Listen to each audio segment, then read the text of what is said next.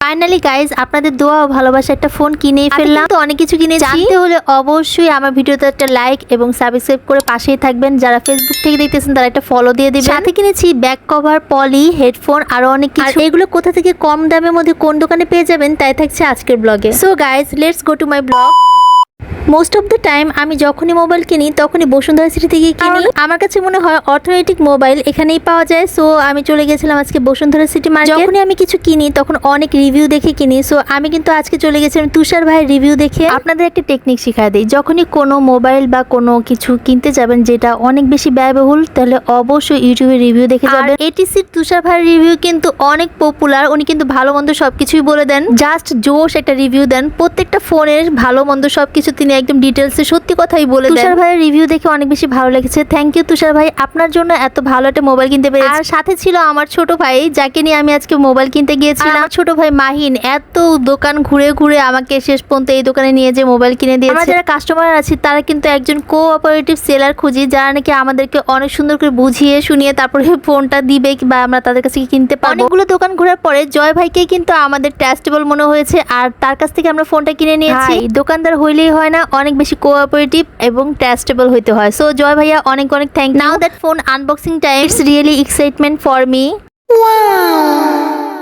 Finally I got it guys. কার কাছে কেমন লাগবে আমি জানি না, কিন্তু আমার কাছে অনেক বেশি ভালো লেগেছে মোবাইলটা। অনেক দিনের ইচ্ছা ছিল এই মোবাইলটা কিনা। এটা কিন্তু আমি কিনেছি স্যামসাং A36, অনেক বেশি বেস্ট একটা মোবাইল। একমাত্র ব্লগিং এর জন্য, ভিডিও করার জন্য বেস্ট হচ্ছে গিয়ে স্যামসাং এর মোবাইলগুলো। বাকিগুলোর ছবি ভালো আসলেও ভিডিওগুলো কিন্তু তেমন একটা ভালো আসে না। এখন সেই অনাকাঙ্ক্ষিত সময় গাইস কিনতে গাইস অনেক ভালোই লাগে, কিন্তু টাকা দেওয়ার সময় কলেজের পানি একদমই শুকায় যায়। আমার এই মোবাইলটা কিনেছি 37K দিয়ে। তোমরা যদি কোঅপারেটিভ একজন সেলার চাও তাহলে অবশ্যই লাইভ এক্সচেঞ্জে চলে যাও। ওনাদের পেজ লিংকটা আমি ক্যাপশনে দিয়ে দিয়েছি, তোমরা দেখে নিও। গাইস আমি চলে গিয়েছিলাম রিং লাইট কিনতে। সো আমি ভাবতেছিলাম কোন রিং লাইটটা কিনলে ভালো হয়। তো ওরা আমাকে দেখাচ্ছিল সাদা লাইট, হলুদ লাইট, লাল লাইট, মানে 3 ধরনের লাইট জ্বলতেছিল রিং লাইটের মধ্যে। আমি সবচেয়ে লম্বা রিং লাইটটা চাচ্ছিলাম, যাতে করে আমি দাঁড়িয়েও কোনো কাজ করে দেখাতে পারি। এখানে যে রিং লাইটগুলো তোমরা দেখতেছো এগুলো 3500, 4000, 3000 টাকার থেকে শুরু। রিং লাইট সম্পর্কে আমার কোনো আইডিয়া ছিল না, বাট আমি জাস্ট দামটা জিজ্ঞেস করতেছিলাম। যদি দামে বনে যেত অবশ্যই নিয়ে আসতাম। একদম তোমরা রিং লাইট পেয়ে যাবে বসুন্ধরা সিটির একদম নিচতলা ফ্লোরে। এটা কিন্তু বেসমেন্টে, মানে বসুন্ধরা সিটির নিচতলা তোমরা রিং লাইটের দোকানগুলো পেয়ে যাবে।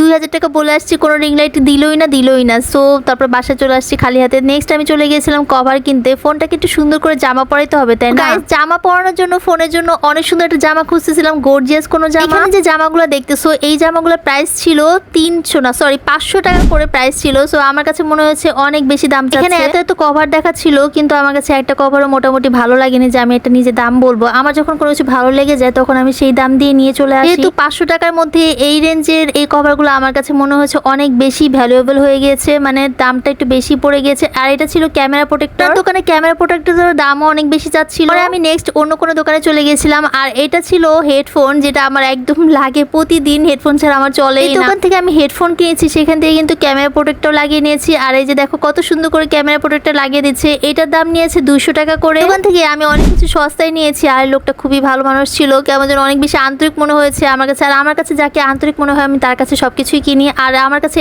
এই কভারটা ভালো লেগেছে, এটা প্রাইস নিয়েছে 300 টাকা করে। আর সেই ক্যামেরা প্রোটেক্টর প্রাইস ছিল 200 টাকা করে। তোমাদের কাছে কোনটা ভালো লেগেছে আমি জানি না, কিন্তু আমার কাছে পিঙ্ক কালারটা গর্জিয়াস লাগতেছিল, তাই আমি এটাই নিয়ে নিয়েছি। আর এগুলো এখানে ব্লু কালারও ছিল, গোল্ডেন কালার ছিল। আমার যে হেডফোনটা নিয়েছে সেটা নিয়েছে 600 টাকা করে। স্যামসাং এর হেডফোন ছিল সেটা। দোকানের অ্যাড্রেসটা আমি ক্যাপশনে দিয়ে দেবো, দেখে নিও। আর এই যে দেখো last look of my mobile, দেখো কত সুন্দর লাগতেছে। কিন্তু বাসায় এসে 2 দিন পর একটা প্রবলেম হয়েছে, সেটা হচ্ছে আমার মোবাইলে একটা পলি লাগাই নিয়ে আসছিলাম, সেটা কিন্তু ভালো মতো লাগাইতে পারিনি। সেটা কিন্তু জয় ভাইয়ের দোকান থেকে লাগিয়েছি। পলি প্রোটেক্টরটা একদমই ভালো ছিল না, লাস্ট দিয়ে এদিক দিয়ে খুলে যাচ্ছিল, মানে উনি হয়তো লাগাতে পারেনি। আর সাথে যে উপরে গ্লাস প্রোটেক্টরটা দিয়েছিল ওটার মধ্যে কিন্তু একটু ভেঙে গিয়েছে। এটা কিন্তু গ্লাস প্রোটেক্টর লাগিয়েছি আমি। একটা পানির বোতলে আঘাতে এটা ভেঙে গেছে, খুবই মন খারাপ লাগতেছে। তো জয় ভাইকে বলবো ওনাদেরকে অবশ্যই ইনফরমেশনটা জানিয়ে দিবেন, যেন জিনিসগুলো একটু খেয়াল করে। যারা এতক্ষণ ধরে দেখতে তারা অবশ্যই একটা লাইক, কমেন্ট আর শেয়ার করে দিও। তোমাদের কাছে আমার মোবাইলটা কেমন লাগে অবশ্যই জানাবে কমেন্টস করে। ছোট ভাইকে যেহেতু নিয়ে গিয়েছি তাই না খেয়ে কি বিদায় দেওয়া যায়, তাই আমরা এখান থেকে কিছু জুস টুস খেয়ে নিয়েছিলাম। মাহিন আজকে অনেক বেশি কষ্ট করেছে,